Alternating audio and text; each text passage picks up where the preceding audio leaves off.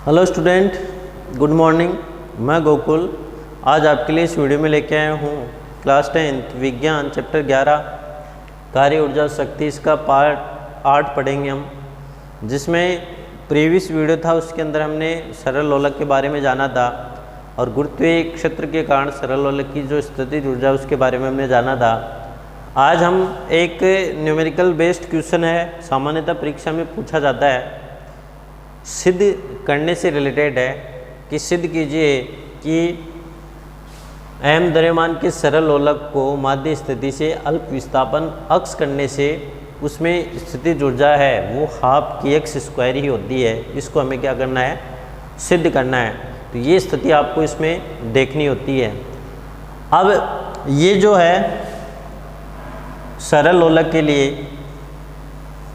अक्स विस्थापन माध्य स्थिति से अल्प विस्थापन अक्स करने पर m द्रव्यमान के एक सरल लोलक को माध्य स्थिति से अक्स विस्थापन जब किया जाता है तो उसमें कितनी स्थितिज ऊर्जा है वो संचित होती है, इसके बारे में हमें ध्यान से देखना है। तो इसको जब हम हल करते हैं तो मान लो यदि किसी स्थिति में, ठीक है, यदि किसी स्थिति में लोलक का माध्य स्थिति से विस्थापन, लोलक का माध्य स्थिति से विस्थापन, या हम बोल सकते हैं किसी क्षण, यदि हम बात करें तो हम लिख सकते हैं किसी क्षण लोलक का माध्य स्थिति से जो विस्थापन अक्स है ये हमें मानना है, ठीक है। तो इस पर एक प्रत्यानयन बल F का मान, तो इस पर लगने वाला प्रत्यानयन बल F, तो जो प्रत्यानयन बल है उसका मान कितना होता है, mg साइन थीटा होता है, mg साइन थीटा होता है। ध्यान से देखना। अब जैसे ये सरल लोलक है, अब इसको किसी दृढ़ आधार से बांधा गया है, ये इसका एक पॉइंट है निश्चित द्रव्यमान का, कुछ द्रव्यमान का। अब ये जो है ये L लंबाई का है और इस भार के कारण इसमें तनाव उत्पन्न होता है, ठीक है। और ये जो तनाव बल होता है वो समय mg के बराबर होता है, यानी गुरुत्वीय जो बल लगेगा mg उसके बराबर होता है। इसी प्रकार जब इसको मध्य स्थिति से थोड़ा अल्प विस्थापित किया जाता है, ठीक है, तो इस बल को संतुलित करने के लिए एक बल लगता है जिसे प्रत्यानयन बल बोलते हैं और जिसका मान होता है mg साइन थीटा। तो ये आपको एक स्थिति इसमें ध्यान में रखनी है, ठीक है। अब हम आगे क्या लिख सकते हैं, यदि लोलक की कीलक से दूरी L हो, यदि लोलक की कीलक से दूरी L हो, m विस्थापन अक्स L की तुलना में अल्फ हो, एवं विस्थापन अक्स L की तुलना में अल्प हो, यानी बहुत कम हो, तो हम लिख सकते हैं कि साइन थीटा जो होता है वो थीटा के बराबर होगा लगभग। तो साइन थीटा के लगभग बराबर होता है, तो हम क्या लिख सकते हैं, अक्स अपॉन एल, अक्स अपॉन एल। कैसे, अब देखो हमने गणित के अंदर पढ़ा है साइन थीटा, तो साइन थीटा किसके बराबर होता है, लंब बटे कर्ण के बराबर होता है। देखो हमने ऐसे पढ़ा है लाल बटा कैक का, ये तो पढ़ा है, तो लंब बटे कर्ण। अब जो थीटा के सामने की भुजा होती है वो क्या कहलाती है? लंब कहलाती है। यानी कोण के सामने की भुजा क्या कहलाती है? लंब कहलाती है। तो लंब यहाँ पे क्या है? अक्ष है। और कर्ण, तो कर्ण जो होगा वो यहाँ पे क्या है? एल। तो अक्ष अपॉन एल, तो साइन थीटा लगभग थीटा के बराबर है, तो क्या हो जाएगा? एल हो जाता है। ठीक है, तो अब इसको आप 1 नंबर दे दो और इसको आप समीकरण 2 दे सकते हो। समीकरण 2 से मान समीकरण 1 में रखने पर, ठीक है। अब देखना यहाँ पे ये समीकरण 2 से मान किस में रखेंगे? समीकरण 1 के अंदर। तो समीकरण 1 क्या है? F बराबर mg। तो साइन थीटा थीटा के बराबर क्या है? अक्ष अपॉन एल। क्या हो जाएगा? F बराबर mg डॉट अक्ष अपॉन एल। तो ये हमने यहाँ पे मान रख दिया। यदि एम जी व एल नियत हो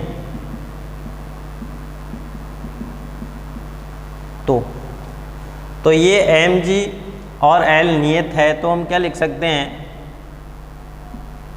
एम जी अपॉन एल बराबर की। अब यहाँ पे हम मान रखें तो F बराबर एम जी अपॉन एल क्या है? के बराबर है, तो हम क्या लिख सकते हैं? के एक्स लिख सकते हैं। F बराबर क्या लिख देंगे? के एक्स, आराम से लिख देंगे। अब ये हमारे पास, इसको आप समीकरण 3 दे सकते हो। समीकरण 3 इसको हमने नाम दे दिया, ठीक। उसके बाद में आगे जब इसको हल करते हैं तो हम लिख सकते हैं, यदि अल्प विस्थापन dx हो तो किया गया कार्य। यदि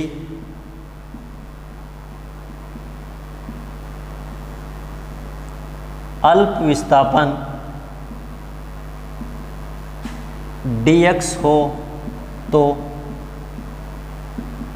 किया गया कार्य। तो अल्प विस्थापन यहाँ पे क्या है? dx है। तो dx है तो किया गया कार्य क्या होगा? बताओ देखे। dw बराबर क्या हो जाएगा? f dx।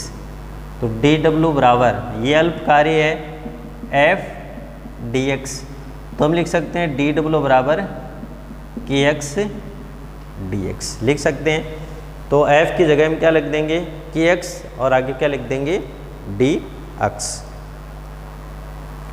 उसके बाद में विरामावस्था से अक्ष विस्थापन करने में किया गया कार्य, तो हम लिख सकते हैं विरामावस्था से अक्ष विस्थापन में किया गया कार्य। अब देखना, ये विरामावस्था से अक्ष विस्थापन में जब किए गए कार्य की गणना करते हैं तो उसके लिए हमें क्या करना पड़ेगा? समाकलन करना पड़ता है। तो क्या करना पड़ेगा? समाकलन करना पड़ेगा। तो समाकलन जब हम करते हैं तो इसका समाकलन यदि हम करें तो हम क्या लिख सकते हैं? dw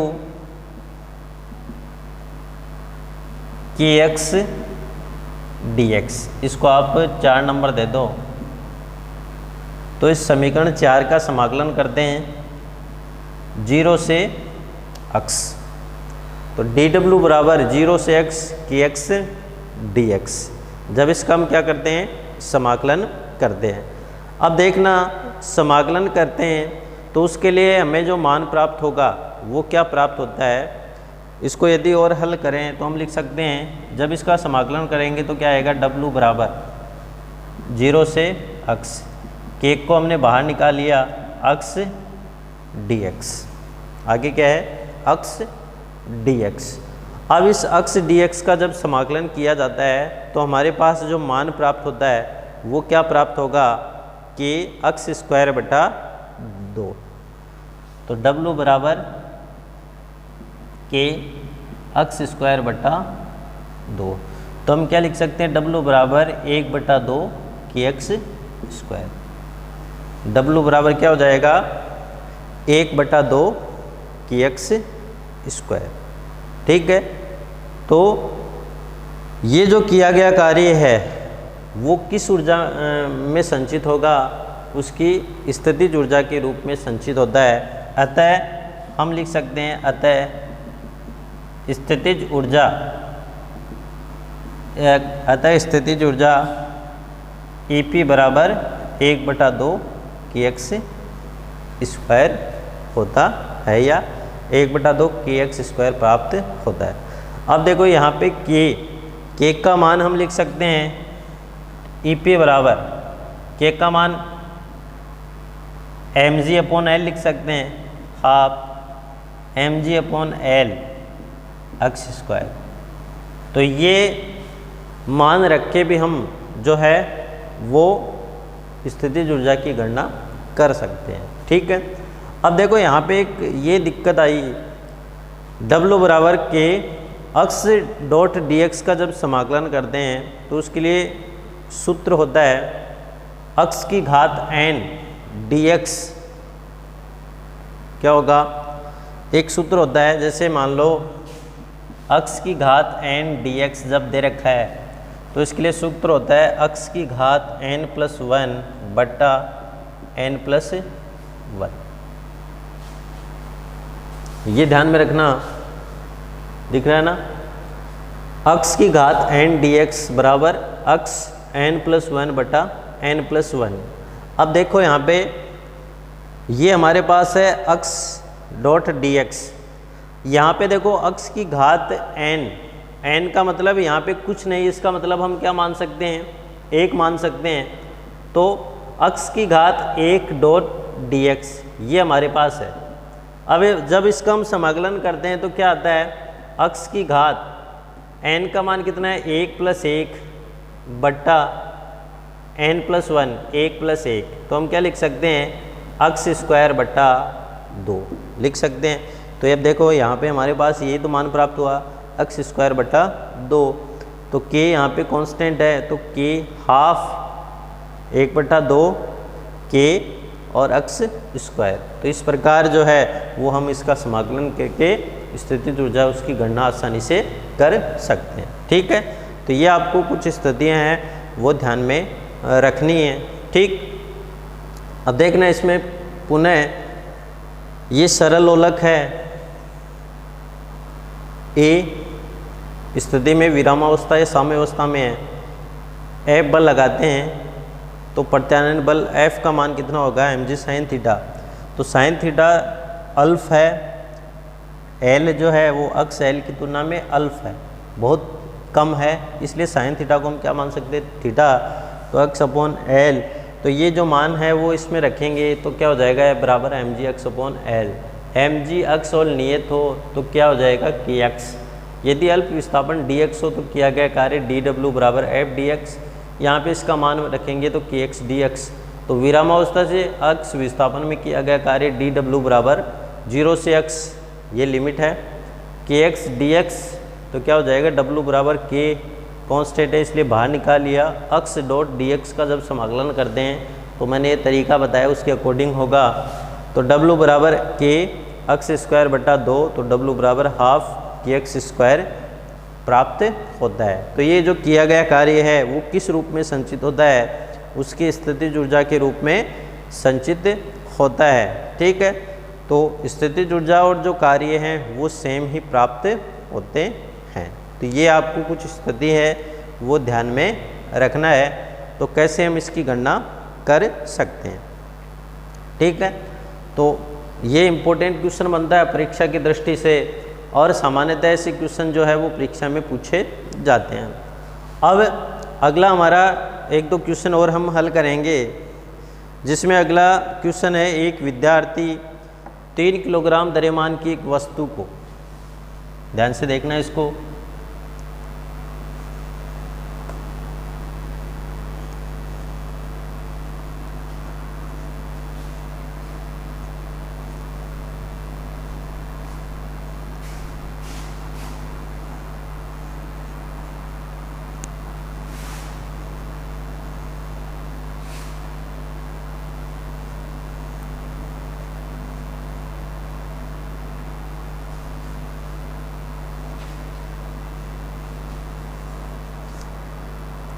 एक विद्यार्थी 3 किलोग्राम द्रव्यमान की एक वस्तु को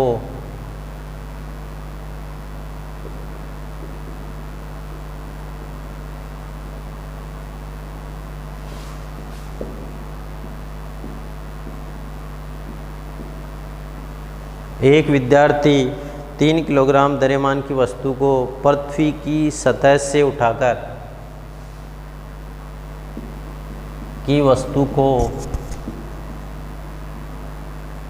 पृथ्वी की सतह से उठाकर, ठीक है, कहाँ से उठाएगा? पृथ्वी की सतह से उठाकर 50 सेंटीमीटर ऊंचे टेबल पर रखता है। 50 सेंटीमीटर ऊंचे टेबल पर रखता है, ठीक है। वस्तु में निहित स्थितिज ऊर्जा की गणना कीजिए।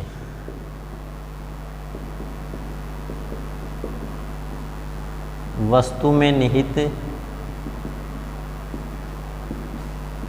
स्थितिज ऊर्जा की गणना कीजिए। तो हमें ज्ञात क्या करना है? स्थितिज ऊर्जा की गणना करनी है। और आपको जी का मान, गुरुत्वाकर्षण जी का मान दे रखा है 10 मीटर प्रति सेकंड स्क्वायर, ये आपको दे रखा है। अब देखो, वस्तु का द्रव्यमान जो दे रखा है उसको सबसे पहले हल करना है।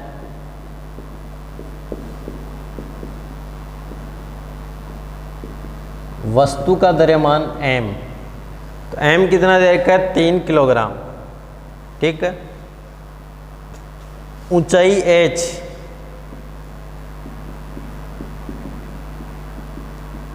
पचास सेंटीमीटर। ऊंचाई का मान भी दे रखा है, कितना दे रखा है?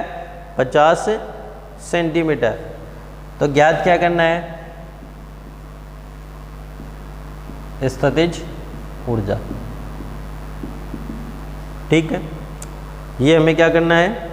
ज्ञात करना है। तो ध्यान से देखना, इसमें स्थितिज ऊर्जा का सूत्र क्या होता है? EP बराबर mgh। यहाँ पे मान किस में दे रखा है? सेंटीमीटर में। इसको मीटर में चेंज करते हैं तो 1 मीटर में 100 सेंटीमीटर होते हैं, तो 100 का इसमें भाग देंगे तो कितना आ जाएगा? 0.5 मीटर। अब मान रख दो EP बराबर m का मान कितना है? 3 × 0.5 10 × 0.5। इसको जब हम हल करते हैं तो ये 5 तियाँ 15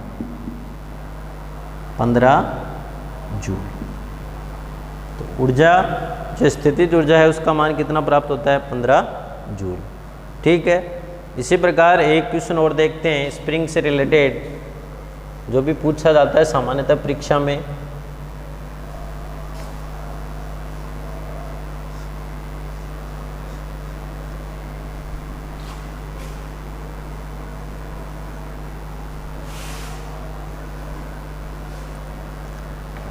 एक स्प्रिंग नियतांक, एक स्प्रिंग का नियतांक,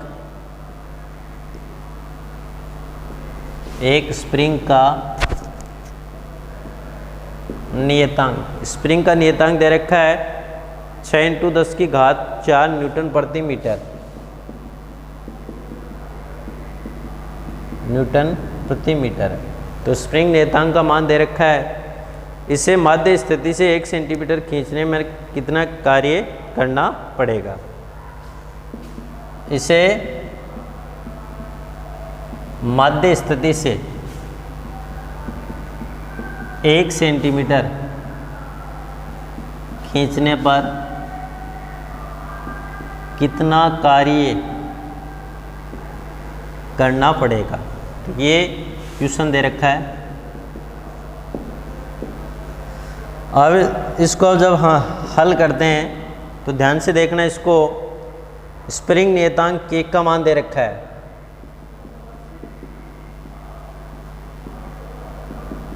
के बराबर 6 × 10⁴ न्यूटन प्रति मीटर। साम्य स्थिति से जो विस्थापन है, अक्स बराबर क्या है, 1 सेंटीमीटर। कितना दे रखा है, 1 सेंटीमीटर। और यदि हम इसको मीटर में चेंज करते हैं तो कितना आता है, 100 का भाग दे दो तो 0.01 मीटर। कार्य W, या हम लिख सकते हैं EP बराबर 12 kx²। ये तो सूत्र हमने पढ़ा था, किया गया कार्य जो है वो स्थितिज ऊर्जा के बराबर होता है। तो EP बराबर, या हम लिख सकते हैं डायरेक्ट, W बराबर जो है 1/2 इंटू के का मान कितना है, 6 × 10⁴ इंटू 0.01 का स्क्वायर कर दो तो कितना हो जाएगा, 3 × 10⁴ 100/100। तो ये 10⁴ है। तो 3 × 10⁴ बटा 3 × 10⁻⁴ जो है वो 4 प्राप्त होगा। तो इसको जब हम हल करेंगे तो हल करते हैं तो हमारे पास जो मान प्राप्त होगा वो मान, इसको आगे हल कर दो, ये 0 से 10⁴ है और नीचे भी 10⁴ है, तो कैंसिल हो गई। तो W बराबर क्या हो जाएगा, 3। आगे क्या लिख देंगे, जूल। तो किया गया कार्य है वो कितना होगा, 3 जूल प्राप्त होता है। ठीक है, तो ये आपको ये स्थिति जो है वो ध्यान में रखनी है कि कार्य की गणना है वो किस प्रकार से की जाती है। ऐसे यदि न्यूमेरिकल्स बेस्ड क्वेश्चन परीक्षा में पूछे जाए तो उस स्थिति में। ठीक है, तो इस प्रकार जो है वो हमने कुछ परीक्षा की दृष्टि से जो इम्पोर्टेंट न्यूमेरिकल्स हैं इस चैप्टर से पूछे जाते हैं उनके बारे में हमने डिस्कस किया। अगला हमारा वीडियो होगा तो उस वीडियो के अंतर्गत हम जो पढ़ेंगे इसमें विद्युत ऊर्जा के बारे में अच्छे से पढ़ने वाले हैं।